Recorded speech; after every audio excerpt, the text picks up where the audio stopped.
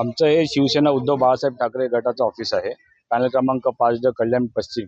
आम्ही इकडे सगळे आमचे पदाधिकारी, आम्ही सगळे कार्यकर्ते इकडे स्लिपा वाटप वगैरे हे सगळं नियोजन वगैरे उद्याचं करत होतो. परंतु इकडनं अचानक 20-25 लोकांचा ताफा समोरच्या चाळीमध्ये गेला.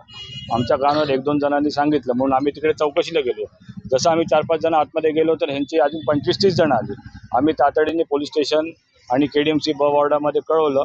तसं लगेच इकडे कारवाईला सुरुवात झाली. पण त्यांनी त्याच्याहून पुढे जाऊन काय केलं की आमच्या या आता जिथे उभे त्या शाखेच्या बाजूच्या गाड्यामध्ये त्यांच्या कुठेतरी कार्यकर्त्याचं सोलारचं गाळ आहे असं सांगून त्याच्या बाजूला 25-30 जण बसवली आणि ते मुद्दाम कळ काढण्याच्या हिशोबाने बसवले. का तर आमच्या कार्यकर्त्याला उचलपट्टी करावी जेणेकरून उद्याचं नियोजन आमच्या मोडीत काढावं. हे सगळे त्यांचे डावपेच चालू झाले आहेत. कारण त्यांना माहिती आहे की आता त्यांच्या पायाखालची जमीन सरकली आहे. तर ते असे नको ते कारस्थान त्यांनी चालू केले.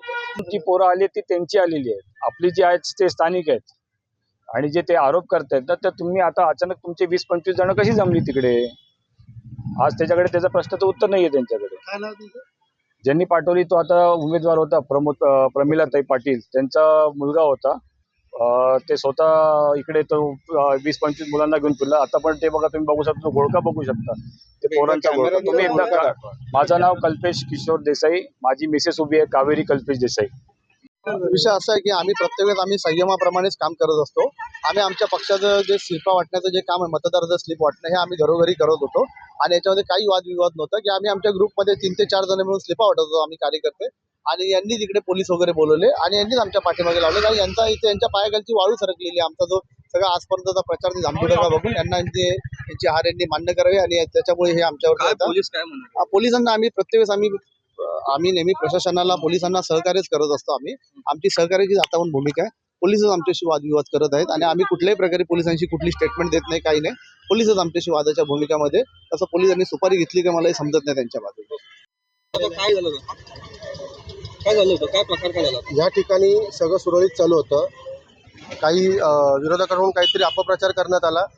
या ठिकाणी त्यांच्या पायाखालची वाळू घसरलेली आहे, त्याच्यामुळे त्यांना पराभव दिसून राहिला. त्याच्यामुळे काही बाहेरची पोरं बोलून या ठिकाणी ते गोंधळ घालण्याचा प्रयत्न करतायत.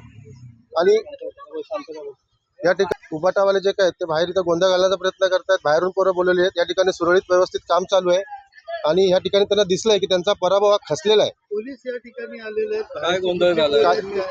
त्यांनीच फोन केलाय पोलिसांना. त्यांनी या ठिकाणी पोलिसांना बोलवलंय. या ठिकाणी आम्ही स्लिपा वाटत होतो मतदाराच्या. त्यांनी काहीतरी वेगळा अर्थ धरला. त्याच्यामुळे त्यांना क्लिअर दिसतंय की ह्या ठिकाणी रवी पाटील साहेबांच्या नेतृत्वाखाली त्यांचा पराभव हा निश्चित आहे. त्याच्यामुळे त्यांनी काहीतरी काय सांगितलं तुम्हाला? पोलिसांनी आम्हाला इथून सांगितलं की बाबा तुम्ही एवढी गर्दी कशाला.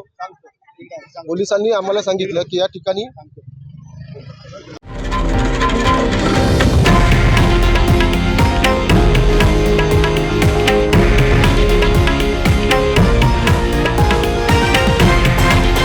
हे आहे देशातील नंबर 1 न्यूज नेटवर्क आणि आपण पाहत आहात TV9 मराठी, एकमेव.